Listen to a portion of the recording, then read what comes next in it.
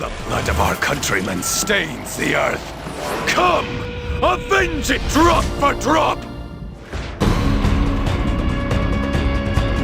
Admit it, when you saw the trailers for 300, your first thought was, man, this would make a kick-ass video game. And seriously, how could 300 not make a great game? It has mythical beasts, epic battles, and buckets of blood and gore, all excellent prerequisites for an impressive game.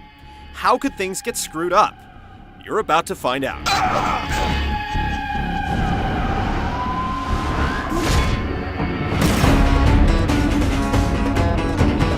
The game centers on the story of King Leonidas of Sparta. Faced with invasion and slavery at the hand of Xerxes and his massive Persian Empire, Leonidas gathers 300 of his best warriors to drive back the advancing hordes. Spartans, attack!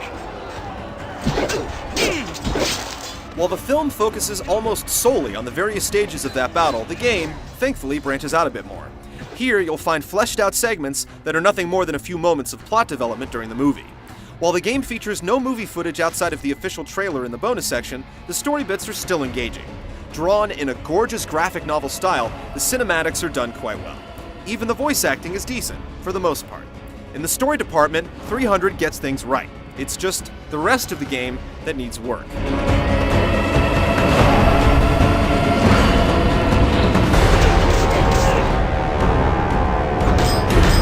There's only one thing you can do in 300, and that's play through 300.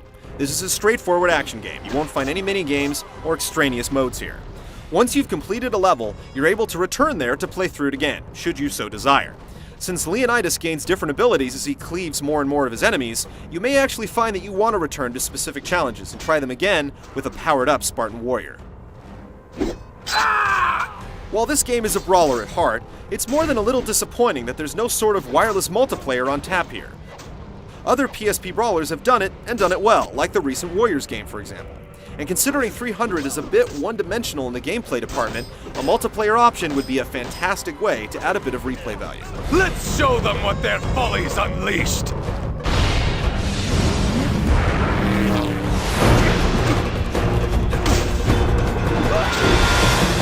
The story may be based on the film, but the gameplay is definitely modeled after Sony's God of War series. Leonidas may not have two swords and a bit of chain, but he does have a very similar combo-based fighting system. The game provides you with two weapons, a sword and a spear.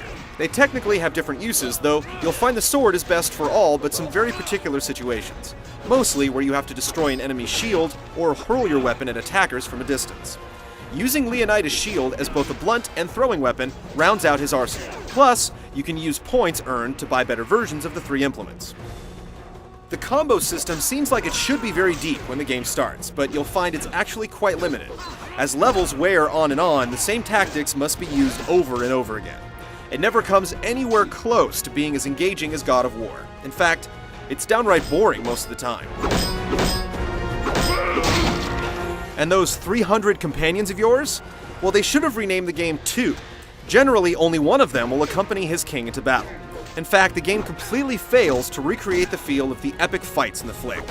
There are never more than about 5 or 6 people or animals on screen at one time. This truly is a blessed night for fishing, my friend. The gods have smiled upon us. The lone exception is the phalanx. In certain levels, you'll be tasked with moving your army in phalanx formation, forward to one main goal. If your enemies push, you push back. If they attack, you counterattack, all while shuffling forward in what can only be described as a very slow walk. The problem is that in order to maintain formation, your troops have to kill soldiers so that they can refill the slowly draining formation bar at the top of the screen. If the bar depletes completely, everyone in your formation dies. Not due to an attack or anything, they just literally fall over dead.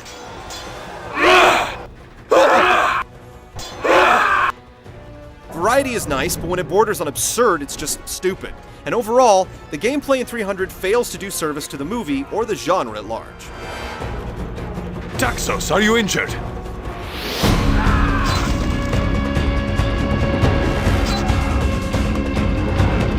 300 successfully takes a great idea and incredible source material and boils it down to one disappointing PSP brawler.